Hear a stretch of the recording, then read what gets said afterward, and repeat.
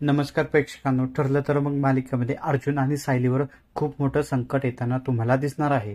अर्जुन आणि सायली चैतन्याचा साखरपुडा मोडतात आणि चैतन्याला साक्षीचं सगळं सत्य समजतं. परंतु चैतन्याने केलेली एक चूक सायली आणि अर्जुनला सगळ्यांना खूप महागात पडताना दिसणार आहे.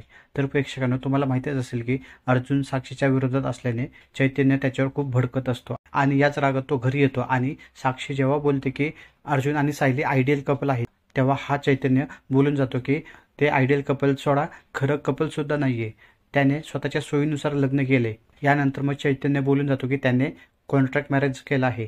अर्जुनला तन्वीशी लग्न करायचं नव्हतं आणि सायलीला मधुभाऊंची केस लढायची होती, म्हणून त्यांनी कुटुंबाशी लपून एक कॉन्ट्रॅक्ट मॅरेज केलं आहे. हे सगळं ऐकून साक्षीला खूप मोठा धक्का बसतो. अर्जुन आणि सायलीच्या विरोधात तिला आता खूप मोठं हत्यार भेटलेलं असतं आणि याचा वापर ते आता स्वतःच्या फायद्यानुसार करणार आहे.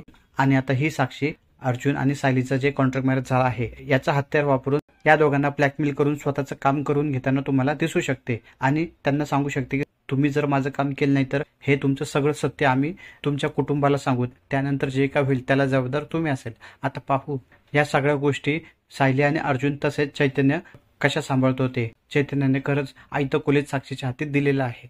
आता पाहू नक्की काय काय घडतंय ते.